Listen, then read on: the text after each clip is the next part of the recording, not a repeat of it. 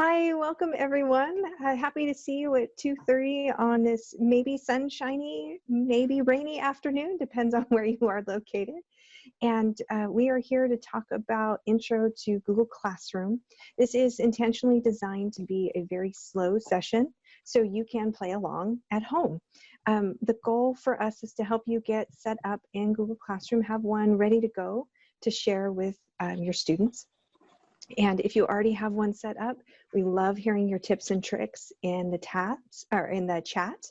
And please feel free to pop in and ask questions. Sherry is my Vanna moderator today as we joke around.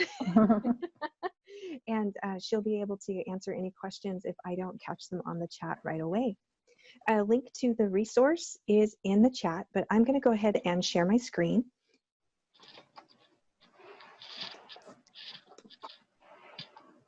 And here is the link to the slide deck. This is a step-by-step guide with numbered instructions because that is my favorite thing to do. I need to know what step 1, step 2, and step 3 is. So let me give you a quick preview of what this step-by-step guide would look like with the numbers.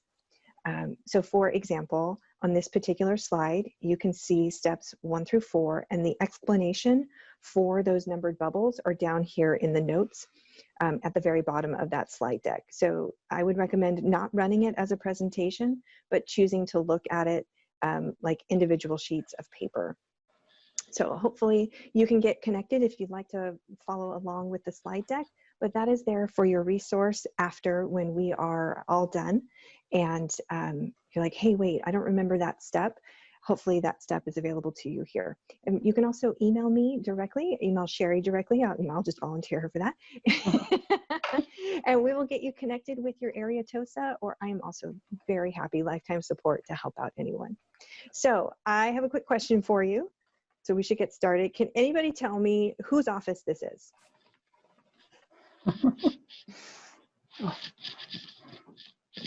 No. There's a hint to it down at the bottom. This is actually Albert Einstein's office. And he has this quote that says, if a messy desk is an indicator of a busy mind, what does an empty desk say? So I don't want you to feel guilty about having a messy room or a messy desk. But with Google Classroom, our goal is to try to get to a little bit more organized state. This is hashtag goals for me as far as any room in my house or my work area is involved. So what we need to do to kind of get cleaned up, kind of get organized, and get information, get documentation, get resources out to our students, we need to go to Google Classroom. So there's a couple of ways that you can get there. If you need to shrink your Zoom screen, you can hit the escape button on your keyboard, and that'll take you out of full screen. Or if you move your mouse, you should be able to click on the little, I think it's the X in the upper right-hand corner. Mine looks a little different because I'm sharing my screen. But that escape key with your keyboard will be the fastest way for you to reduce the Zoom window and be able to get to Chrome. So I highly recommend that you use Google Chrome for almost all of the things that we do in Clovis Unified. Internet Explorer, it's great. Safari, it's great. But it might cause some issues for you. So you can go to classroom.google.com, or you can go directly to your waffle. Everything's food with me, by the way, if you haven't heard from me before. In the upper right-hand corner of Google, there is this little, it's called the Apps Launcher, but I like calling it the waffle. You can go to your waffle and then find Classroom. So both of those will take you straight there. If this is your very, very first time opening up Classroom, it's going to want to know, who are you? So you'll pick your email address and you'll say continue. If it's not your first time, you'll have a slightly different screen and I will get you there. But I want to make sure that you get signed in appropriately. If it's still your first time, it's going to ask you if you are a teacher or a student. Now, our friendly IT staff can help you if you accidentally click student. You'll know in about 3 seconds whether you are a teacher or a student. So how are we doing so far? We're okay? I'm going to judge based on the couple of faces that I can see on the right. If this is your first time inside of Classroom, this will be the screen that you see. in the upper right-hand corner, there's a little plus arrow. If this is not your first time into Classroom, you'll probably see your other classes. Now, earlier when I said, if you're not sure if you're a teacher or a student, you're gonna find out really quick when you click that plus arrow. Not arrow button, sorry. When you click on the plus button, you should have two options, to join a class or create a class. If you only see join, it means that you registered as a student and you need to email or set up an audit ticket, a support ticket with IT so they can make you as a teacher account. So we want to go into create a class.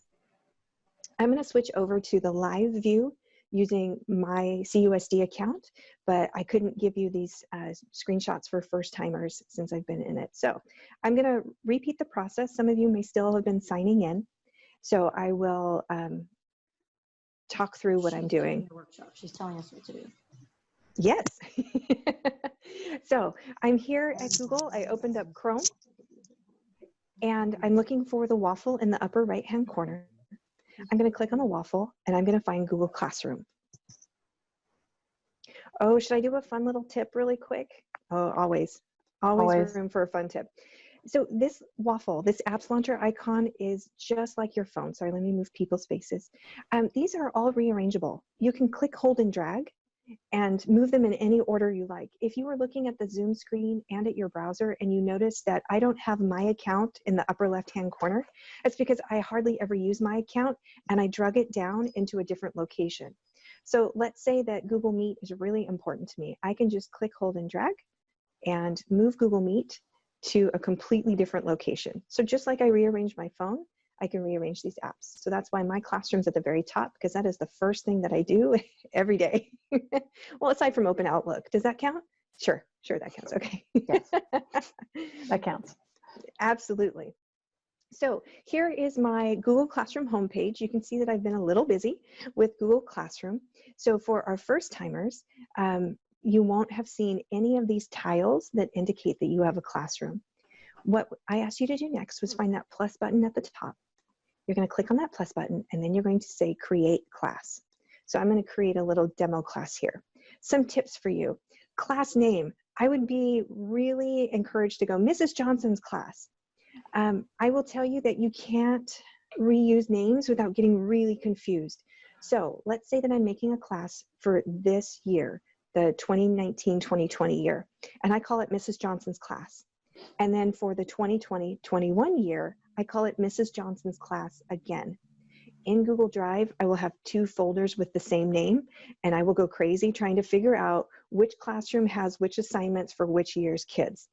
So I've taken to giving everything years at the beginning, and you can kind of see that on the background of my screen. I have a 1920 AP Computer Science Principles class. I have an 1819 Intermediate Drama class. So for this particular one, I'm going to call this 1920. And let's see, where should we go? We need another Hamilton one, don't we, Sherry? Yep. So absolutely. So I'm going to call it 1920 Hamilton. You'll give it a name that makes the most sense for your class. If you have a nickname for your class, oh, that's so super cute, right? So if you call your kiddos All Stars or Rock Stars, you can name your class 1920 Rock Stars. The session or section, subject, and room are all optional pieces of information. The only thing that you need is the title. Okay, I'm going to click on Create. And it's going to pick a picture for me, which we call a theme. It's going to get the layout ready to go. And so here's my classroom. If we did nothing else and this is our mic drop moment, we're out, we're done, but we're gonna do a lot more, I promise. So the first thing people wanna know is, how do I change the picture, right? This isn't a good match for me. So let's get to the pretty first. Why not? I have my title up here at the top, 1920 Hamilton, and then I have my class code. We're going to talk about the class code in a second. I know that you want to make it pretty. So on the right-hand side of the header, you have select theme and upload photo. So if I click on select theme, there are some really beautiful pre-made artwork done by Google. We can use any one of these to set the theme. It will change the color as well. So let's say that I wanted to go with a birthday cake here, and I selected the class theme. It was kind of a darker green. Now it's kind of a lighter green. I should have gone with a better example. So let's try upload photo. So here we go. I'm going to click on upload photo, and I have to have the photo already on my laptop. So I'm going to select a photo from my computer, and then let's see what I have under pictures. So I have this great picture of some cave art. And you notice that I get an error. So this happens when you don't have a JPEG, a GIF, or a PNG file. So that particular file had the wrong extension. And if you see that error, it just means that you need to probably download a different version of a picture or change the file. So this was a JFIF. A strange little name, right? So here's a JPEG. I'm going to see if I can get a forced picture to upload. And there we go. Your banner size is determined by this little box. You can use the handles to try to make it as large as you like. So I'm going to get some of the background down here, and then I'm going to select this as my class theme. Okay, so now I have this gorgeous background. One of my favorite tips is I like to take picture of student artwork and use that as the background for upload photos. So there's kind of a featured project of the week. Or featured writing of the week, and the kids get really excited to see if it's them. That's the background photo. So that's another one of my fun little tips there. Okay, let's talk about your settings. I have this class code, but I don't know. I don't know that I really like it. Often, especially with my little ones, I avoid I's, L's, B's, T's, Q's, 1's, and Q's. Those letters are hard to differentiate on some fonts. So an I, an L, and a 1. Depending on the font style, you have no idea what you're looking at. It takes adults to kind of interpret, is that an I, an L, or a 1? So how do you fix this if you've got a code that you're just not truly happy with? In the upper right-hand corner, there's a gear icon. So when you click on that gear icon, it takes you to all of your settings. So I'm going to scroll down just a little bit to get to the general section. And here's my class code with the drop-down menu. If I want to reset it, I can click reset, which is the third option from the bottom. And it'll give me something else. So this is YEL, YE1, YE capital I. So there's no capital letters. Fortunately, we don't have to worry about that. But you can continue to hit reset as many times as you like. The feature I'm hoping for eventually is the ability to make my own class code. But until then, it's me clicking the reset button until I find something that I think will be easy for my students to type in. Okay, so we'll leave this one alone. I can understand that those are G's and not Q's. The other tip that I'd like to show you is about the stream. Right now, it says students can post and comment. This means that your students have the ability to leave messages like, hey, what's up? Did you play any video games? And it just fills up your stream like a blog post over and over and over again. I don't like my stream being filled up with general comments. So I leave this as only teachers can post or comment for now. As we as a class get used to using Classroom and they understand my expectations for what posts look like, I'll open that up. This is not a permanent decision. So I start with only teachers can post or comment. As students get much more comfortable and they understand their expectations, I can let them comment. And then eventually we get into can post and comment. So my high schoolers are at can post and comment because they understand that I don't want the hey, what's up messages. So scrolling down, you don't really have to worry about grades right now. So you don't have to pay attention to this grading box because we input our grades into Q, and I do a little bit of grading in Classroom, but I don't change any of these modifications. It's mostly to let students know how they did on a particular assignment. So you have your class code, you've changed your stream to only teachers can post or comments, and you're going to click Save at the top. Okay, this class code is what you will need to share with your students so they can join your classroom. One question that I often get is, can I just invite my students and have them join Classroom without having to type in a class code? You absolutely can. Up here at the top, there is a People tab. When you go to people, you can see who is a teacher. So I can add Sherry as a co-teacher. So it says invite teachers up here at the top. I can just start typing in her name and it pulls that for me. And I can invite her to be a co-teacher. If I wanted to invite students, it is not as nice for me. So here's a little plus button.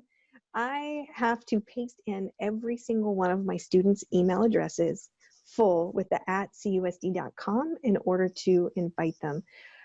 I'm not a fan of that, but you are absolutely welcome. If you have a quick list to copy and paste their emails, you can do that. In the slide deck, I left a slide that shows you what it's like from a student perspective if a teacher invited me by hand using the People tab, adding with students. There's a little join button, so you can see what that looks like for your students. But I would rather give them the class code and give them the power and control to understand how to get to Classroom. It's a one-time add, so they only need that code once. Okay, I've been talking a mile a minute. How are we doing? Okay. Good so far. No questions. So your pacing is excellent. Okay, great. I might have a question. Oh, love it.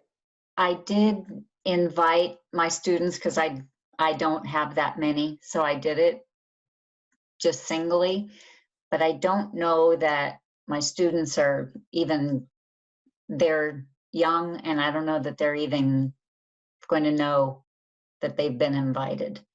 Right. So they would have to check their email, or if you were emailing their parent guardian through Q in that mass email to let them know, hey, have your students go to Google Classroom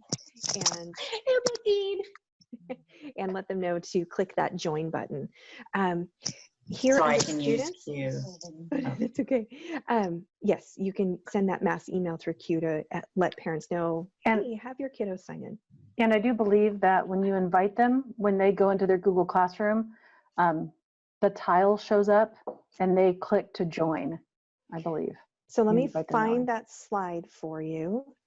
The teacher, when the teacher manually types in an email, they see this little join button. Help out if they go into, they sign into Clever, they go into that big G to get to Drive, then they can use the waffle to get to Classroom. So that's our process for students. And I am more than happy to demo that once we get an assignment set up, what it's like for students to get to your classroom. That's a great question. Thank you.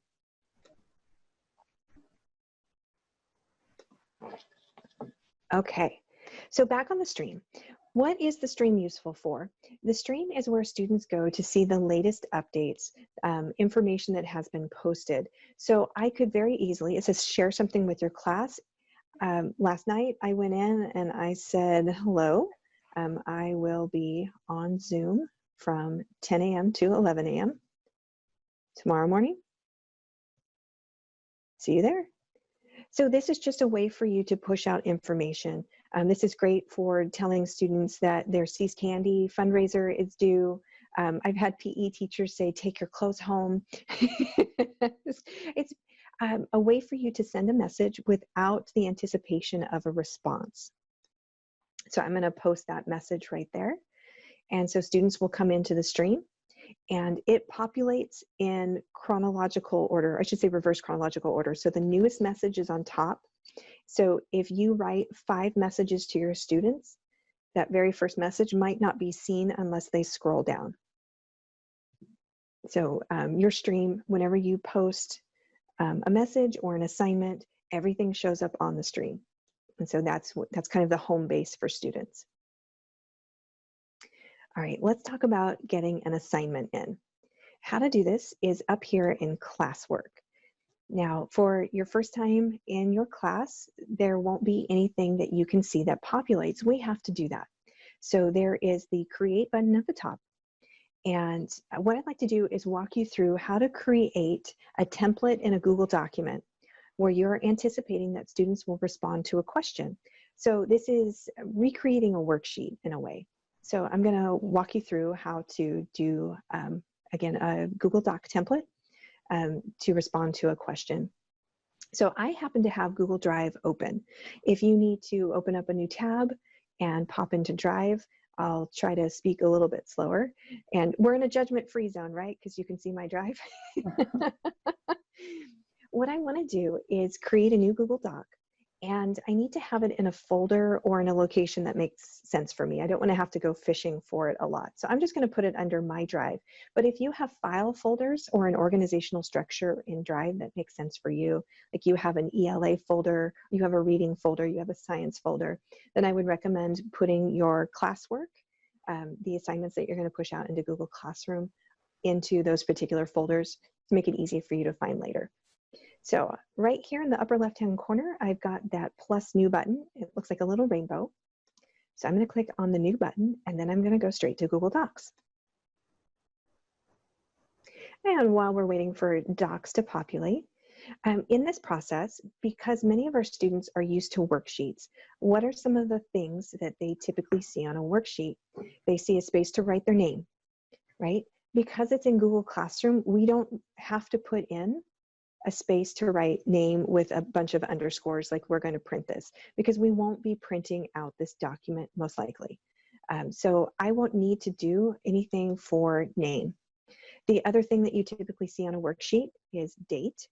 Won't need to put in a space for students to write in the date. It will be time-stamped thanks to all of the technology. So what do we need? We probably need a title. So I'm going to do a little research on giant pandas. Thank you, Selah. And what do they also see in a worksheet? They typically see some sort of introduction or a set of instructions. So please write down all the things you've learned about giant pandas. Now, I would have more information if I wasn't doing this on the fly, but a title and some basic instructions. The next thing that I would do in a Google document is ask a question.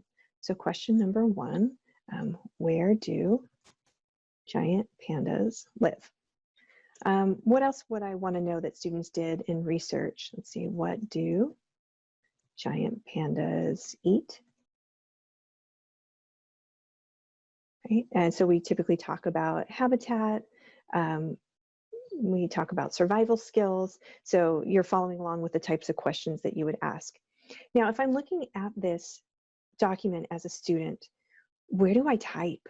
It's my first time in a Google document being expected to do classwork. It doesn't quite look like a worksheet.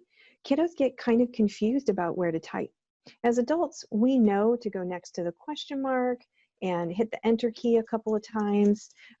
We've probably been through that pain point enough to know, okay, right, I gotta hit the enter key a couple of times so I can type. For many of our students, they haven't gone through that. So what I like to do is get right under the question and up at the top, put in a table. It gives them a box to write in. So it's very clear that I expect a response.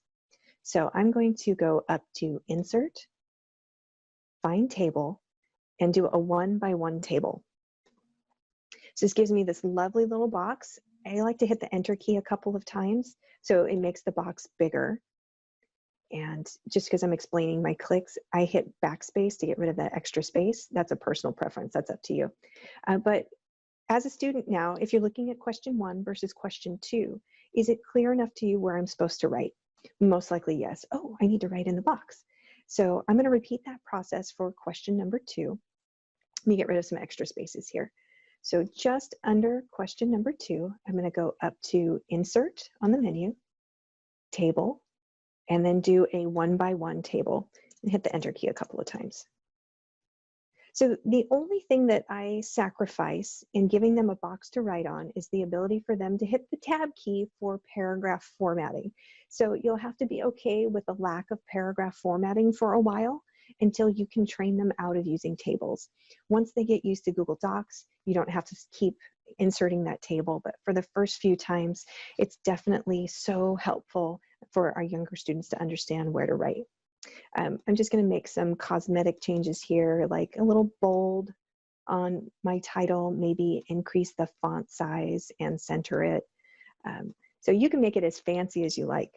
This template is ready to go. I am ready for students to be able to respond to this particular template. The last thing I need is a title. So in the upper left-hand corner, it says Untitled Document. Quick tip for you, the shorter the title, the happier Google Classroom will be. When you create assignments, it makes a folder for you to collect all that student work. And if you call this Research on Giant Pandas for 4th grade semesters 1 and 2, that's going to be the name of your folder. It's kind of a lot, right? So I have a numbering system based on unit and lesson for my particular curriculum. For a lot of us in Ready, we know that it's unit 4, lesson 5, session 1, session 2, session 3. So if you have a pre-existing structure for naming your curriculum, I highly recommend using this.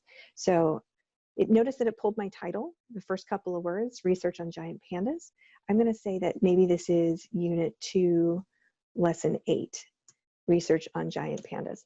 And it just helps me find things when I go looking for it later on. Short title, maybe some tagging system for you.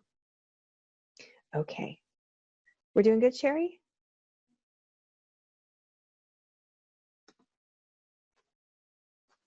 Perfect.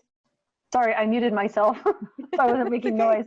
Yeah, no, we're fine. Your pacing is great. No questions so far. So, we did have one question, but I answered it about co-teachers. Can co-teachers post assignments and materials? Yes. Yes, fantastic. I love co-teachers. It just helps alleviate a lot of the stress and pressure. Yeah, exactly. Oh, and it's so great for, if you have any RSP teachers, I highly recommend making them a co-teacher so they can help your students out. It's very useful for them to be able to check in on your student work, but we can talk about that later. Yeah. So I have this fantastic doc that I want to share out as an assignment. How do I push this into Google Classroom? So I found my Classroom tab, and here's my Create button. So again, I'm under classwork. Sorry about that if you didn't catch that. I'm going to click on Create, and it gives me a couple of choices. I'm looking for assignment. Really quick, a quiz assignment means that you are giving them a Google form, and they're taking a quiz. A question is a one-time response, like, hey, what did you have for lunch today? They can tell you. Material, no response required. So here's the link to Clever, that's material. And then reuse post, you can borrow your own work from last year, next year. It's great. Okay, so I'm gonna make an assignment. And let me move this really quick down here. So title is the only thing that you really have to put into Classroom. And so remember earlier, I called this Unit 2, Lesson 8. And I'm going to shorten this even more. I'm going to call this Giant Pandas. The shorter the title, the better. Instructions are optional. If you've got kiddos that need explicit direct instructions, here is the place to write them in. And I have done that, absolutely. Number 1, open the Google document. Ooh, you can see my spelling. Number 2, answer the questions. So you know your class, and if they need extra support, put that here under the instructions. I have an Add and a Create button. I have already made my template in the Google Doc, so I'm going to click the Add button. It is being stored in Google Drive, so I'll click on Google Drive. And hopefully it is the first thing that I see under recent because it's the last thing that I worked on. If it's not immediately visible to you, you can use the search bar right here. Or if you know exactly where you stored it, you can go to My Drive. But since it's right here for me, I'm gonna double click on it. And hold on, don't click Assign. You're like really excited, right? There are a couple of options for you when you attach something for students to do. Do you see how mine says students can view file? Well, this is great if you just want them to read, but I need them to type. So I'm going to click on this drop-down menu. Students can edit file. That sounds like a great option too. What happens when you have a classroom full of 32 students in one Google document? It's pretty messy. So the one that you really want is make a copy for each student. Every one of your students gets their own version. It is a private document between you and that student. None of the other kids can see their work. If you choose, students can edit, Everyone can see everyone's work, and we are all in one place. This is a lot of fun with a Google slide deck. Let's say that you have an intro all about me Google slide deck, and everybody gets one slide. Student can edit. It's perfect for that. But make a copy in this case. I want everyone to turn in their own work.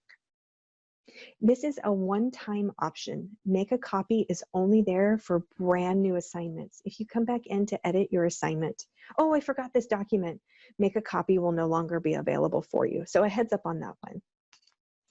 On the right-hand side, we have a couple more decisions to make before we can click Assign. This For button, when you have more than one classroom, it'll actually let you post this to multiple classes. So if I have any high school teachers here, this is so great when you teach 3 periods of the same thing, you can post this all at once to all of your classes. So I love this little menu. If you don't see it, it just means that you only have one Google Classroom in your list, and that's fine. Do you have some students that really don't need to do this assignment right now? That's what this All Students button is for. It will actually show you a list of every single one of your students with a checkbox next to it. So if you've got some kiddos that maybe this isn't the best assignment for them or they need modifications, you can assign them a totally different assignment. No one will know. Each student gets their own list. How much is this worth? The 100 points is the default. You can type in any number that you like. So I can manually type in 50 and hit the Enter key to accept that change. Or I can just call it ungraded and decide later. That's what I do. Due date. The due date is optional. So it will, by default, pick tomorrow. But you can pick any date down the road. You can go a couple months in advance, a couple of weeks in advance. So let's make this due April 3rd. And the timestamp I use, because I have high school students, they will wait until 2 a.m. to turn things in. So I typically say 11:59, and please go to bed. So, but that timestamp is completely optional. Topic is a way for you to sort out your classroom based on, you can do it by subject area, based on interest, based on unit. For me, my topics are unit based. So the kids know if we're in unit 5, you need to be looking for the unit 5 classroom assignments. I don't currently have a topic here, so I can create a topic straight from my assignment. So let's call this science. And some other things that you can, this is more advanced classroom stuff, but you can attach a rubric and originality reports. This is great if you have students writing multiple page essays. You only get 3 per Google Classroom per student. So make it count if you choose to use an originality report to check if they are plagiarizing. So it's not, hey, I'm gonna use originality reports for every single assignment. Google only gives us access to 3 of those. Okay, one last thing about assignments. I can click Assign, it's going to pop straight into Classroom and it's ready to go. But let's say, for example, that, you know what, I might have jury duty tomorrow and I'm not sure that I want students to do this unless I'm 100% available for them. So I can save it as a draft. That means that when I'm ready to post it, I can come back to it. It's set up, I decide when it goes.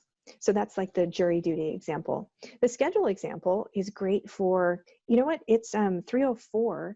I know that kids aren't really going to be online. I want this to go into Classroom at 8 a.m. tomorrow.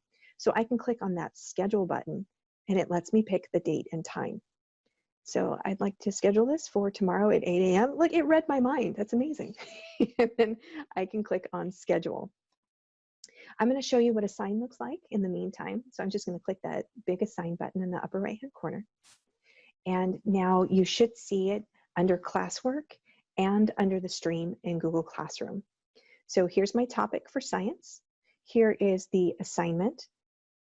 I have no students turned it in and no students has it been assigned to. It will differentiate between you who's done the work and who's turned it in and who's still working on it. And here is the document.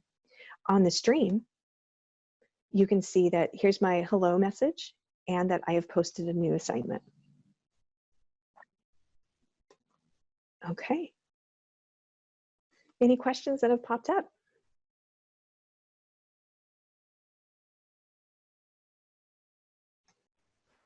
No, not yet. Oh, actually one just came through. I teach kinder.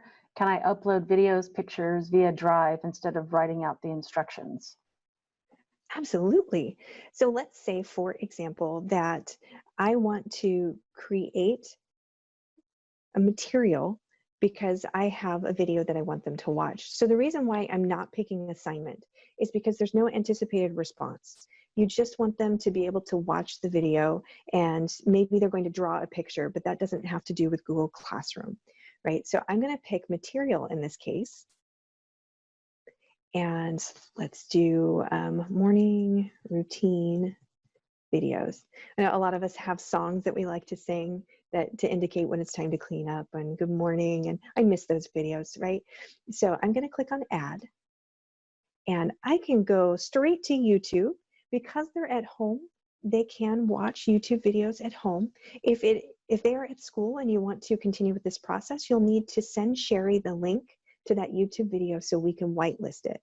And Sherry sent out the how-to guide to whitelist your YouTube channel. The same process goes for YouTube videos. So you can look at that guide to find out how to grab the URL and send that to Sherry. But the question was about Drive. I digress. So I'm going to add from Google Drive, and you can pick any file that you have stored in Drive and upload it to Classroom. It's great. So I've got this little video here about a caravan that Boris did recently, or I've got an animated GIF, it's up to you how you like to pronounce it, of a virtual hug. So I can absolutely attach multiple files. All I have to do is continue to click the add button, Google Drive, and let's see, I have a little video here, and I'm going to click on add, Google Drive. And if there's a PDF that I just want parents to kind of read the newsletter, but it's a PDF, so you can attach anything that's in Drive will pretty much be accepted. There's a couple of exceptions to that rule, but keep including everything that you can. And again, I use material, not assignment, because I'm not expecting students to respond, to type on anything, or to submit anything. It's just, hey, here's a bunch of videos to help you through this rainy week. Make sure that you click post so students have access to those items. So I'm going to click on post. You can see what it's like without a topic. Delane, can I interrupt real quick? Please. Okay, so there's a couple questions coming through, and maybe we can throw them out to the group, and the group can also help answer these. We have a question about what would you recommend for science and math teachers that have their kids show their work on their assignments? Oh, yes. So I'll give you my first thought, and then, yeah, let's rely on the brain hive of the group. My first thought is if they have access to a cell phone, they can take pictures of their work and put it into Google Drive and submit it to you in Classroom that way. So that way you're not getting 170 emails because you have 170 students. And I love using Classroom for that organizational feature. This is assuming that they have access to a cell phone with a camera. If students have a device, there's typically a camera, as I point to my camera, there's typically a camera on their device. If they know how to turn that camera on, then they can hold up their paperwork and take a picture of that and get it to you. If they are making TikToks, then they have access to a device.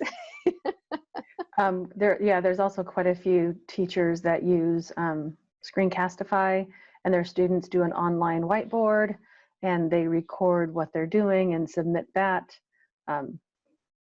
Lots of little workarounds that way. Karina also has a really great idea for little guys. It helps to add an emoji to their assignment title. So you can say, everyone click on the star or the heart. You know, it's good for giving instructions. I love that, Karina. Can we sidetrack on how to get that symbol? Yeah, absolutely. Okay, so I have a fresh tab here, and my favorite place to go, and this is hat tip to Sherry, is Emojipedia. So if you haven't seen Emojipedia before, it's a place to go and grab all of these little icons that are accepted by computers. So if you've seen Sherry's emails and they have all the little icons in the subject line, she's probably grabbing them from Emojipedia. I just gave out your secret sauce. Yeah, that's my secret sauce. So let's say like Karina's idea. So click on the assignment with the heart. I can click on that particular emoji, and you see how it has the copy button? You might have to scroll a little bit, but when I click on copy, it tells me that it's copied. I can come up into Classroom, and I'm going to create an assignment, and all I have to do is paste it, and there it is. Karina, that's such a great idea. I'm stealing it. Yeah, we're stealing from everyone. And then Selah, I hope I said your name right. I apologize if I didn't. She also just reminded people that when you are sharing things like materials for students, make sure you put the appropriate share settings on it before you share it out as materials. Absolutely. And so I will go through really quick what sharing settings look like in Drive in case you haven't had an opportunity to do that before. So I'm here in my Drive, and do you notice how it's empty next to the right of the name of my folders and my files, with the exception of this Getting Started. Getting Started has a little party next to it. There's 2 people. That means that I have shared this document with someone. Right, so you can tell that your files have been shared by using the little icons. That's your first giveaway. Now, if you are in a different view, if you like the thumbnail view where you have bricks like this, you're not going to see the party next to everybody's names. So that is, if you're wondering like, wait a second, how come I don't see it? That's because the tile view versus the list view. So you might have to switch over to list view really quick. Now, how do I know who things have been shared with? That is a great question that I can hear you sending to me. So I have a little document here for benchmark training notes. It's got a sharing button and it's owned by Nicole. If I hit the I in the circle, not the eyeball, but the I in the circle in the upper right-hand corner, I can see who it's been shared with. So all of our faces are right here. Let's see if I can find one that has been shared with many, many more people. So a lot of people are in this particular document that have access to it. So how do I share? Now that I know if it's already been shared, how do I give it the right settings? So I'm going to use this little picture as an example. I'm going to go up to the top, and there's a little link button in the upper right-hand corner. When I click on that link button, you'll slide the button to on so it turns green. And the first time you do this, it will say Clovis Unified. So let me pick a file that doesn't have anything shared on it. I'm going to click on the link. It says link sharing off. I'll click the button to turn it green. And it says anyone at Clovis Unified can view. So our students are at Clovis Unified, but if you happen to be in a Google site and you want parents to be able to see it, we have to change our sharing settings. So that's a tiny little link at the bottom of this box. Sharing settings. See how it says Clovis Unified can view? I need to change that. So I'll click on change. And our favorite one is anyone with the link. I am not a fan of public on the web. I don't need that out for everybody to take a look at. But anyone with the link is great for our Google sites. It's great for Classroom. So I'm going to click on save. And then I'm going to click on done. And so there we go. Once that is available, you should see the little sharing. Now, granted, I picked a Google site, so it'll take a little bit, but that's the sharing process. So thank you for that tip, Selah. That's great. And then can I just interject real quick? Sorry. Mm-hmm. Oh. I also posted in the chat a link to a document that we created that lists out specifics about when you share, who can do what with that document and how to share. So it's listed in the chat, so you have it to access. Oh, fantastic.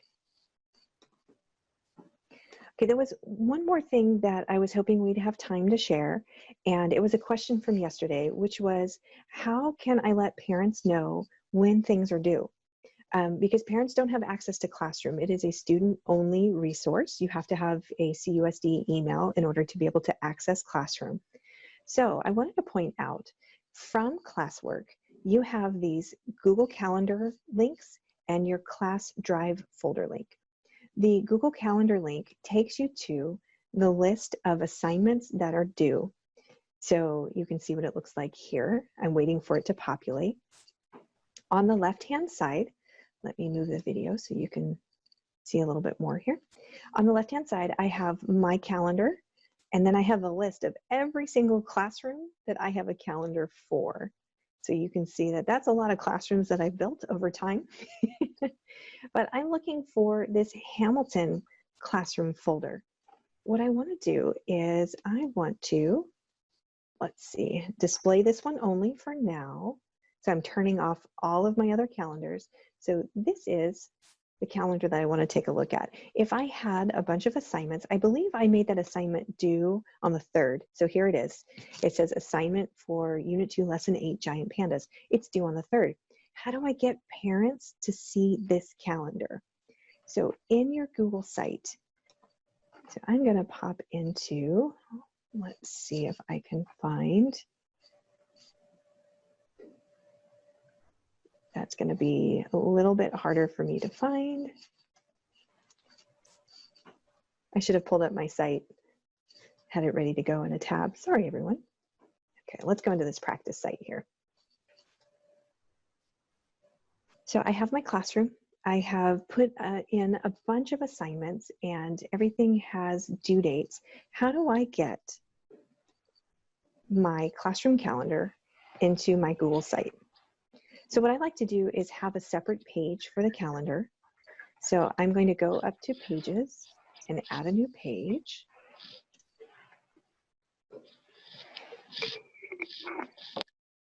In the blank space here, I can double click on it to get the wheel of awesomeness, right? So there are options for you here, or you can go to Insert, and I'm going to scroll, and I'm going to find Calendar. For me, Insert is a little bit easier. So I'm going to go to Insert, Calendar. And every single one of your Google Classroom calendars are going to be available. So 1920 Hamilton is the winner. I'm going to click on Insert. And now, let me move this off to the side. Here is Friday, April 3rd. There is an assignment due. And I'll stretch this out a little bit. So parents can take a look at the week, month, or agenda view. If you have more than one class, you can layer them. So if I've got 5 Google Classrooms, then I would label this maybe period 1, add another calendar, label it period 2, period 3, or the name of the class and what period it is. So I know there was a question about that yesterday. Okay.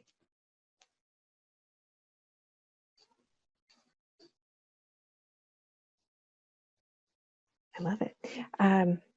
What else can I help you out with other than making sure that you have that class code? You'll want to send that out to your students, maybe during doing a mass email to let parents know what the code is, or if you are connected with your students through Remind or Dojo, or any other method that you have for communication, then you can put the class code there. Oh, I did say I was going to walk you through how students get to Classroom, because it's a slightly bit of a different step.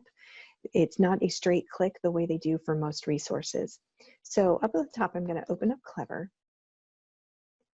And students, when they sign in with Active Directory. And typically, well, thank you, response. Up at the top, they either have favorites or they have district links. So I'm going to recommend that you send them to district links. They might not have favored it, and they're going to pick the big G for Google Drive. Once they go to the big G for Google Drive, it wants them to say, is this you? And so they click on their email address. You notice because I'm not a student, it's not happening. They click on their email address to confirm that that's who they are, and then it will take them into Google Drive. So once they are here in Drive, then they can use the waffle and get to Classroom. So that's going to be their process. Sign into Clever, find the big G for Google Drive, waffle, Classroom.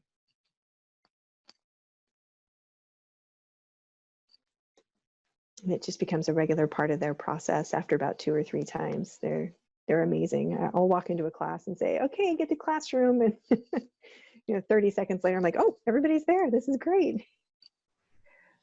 Okay, so Delane, I'm gonna jump in one more time. So Okay. I do remember there was a math website where students could go and it has a bunch of online manipulatives. Oh, the that Math they could Learning use. Center. What's it called again? The Math Learning Center? I think it's a Math Learning Center. Yeah, I couldn't remember the name off the top of my head. It's one of my favorite places. I'd have to poke around on my laptop, to get there. But they can grab screenshots of what they've done here and submit them through Google Classroom. Also, you have to teach the students how to use a snipping tool, or if they're on a Chromebook, how to do a little snip on a Chromebook, so they can work out some of the problems that you present to them in this resource here. When they're done, they grab a little screenshot and submit it. So that's just another one. Right. So of course, there's always iReady. Right. I'll show you money pieces really quick. If you choose to send students to the Math Learning Center, you want to open the web app. I know it's really tempting to click on the Apple Store or the Chrome Store. It's easiest when you do the web app, particularly if you're on a laptop. And what this looks like is a whiteboard space for students to add, here's $1, and I need 2 50-cent pieces to make $1. And how many quarters do I need to make $1, right? 1, 2, maybe I only need 3 quarters to make $1 because I haven't quite done my math yet. This also allows you to flip the coin down at the bottom. So or I'm exchanging nickels and pennies and dimes and quarters. So wait, was this, oh, there we go. There's the flip button. So now I have heads and tails. So it's so great for our students to understand coins. But when Sherry was talking about taking a screenshot from a Windows device, it is the Windows key Shift S for screenshot that will allow you to select the piece that you like. If you are on a Mac, it is Command Shift 3 is the whole screen. Command Shift 4 is partial screen. So you get to choose what the screen looks like. And on a Chromebook, it is Control Shift Window Switcher. And the window switcher looks like 3 pieces of paper that have been lined up. It's a square with 2 lines next to it. And I wish I had screenshots of all of these buttons for you off the top of my head. I do not. I want to go grab the Chromebook and hold it up to the camera. But if you are unsure how to take screenshots, let us know. Send us an email and we will walk you through the process and get you little snippets of the buttons so you can see what it's like, which buttons to press. But the process that Sherry was talking about. So here's my work from the Math Learning Center, and I'm going to do Windows Shift S, and you notice that my screen goes dim. And so I get a chance to click, hold, and drag to draw out the part of the screen that I want to capture. My Windows device says, okay, you've got something on your clipboard.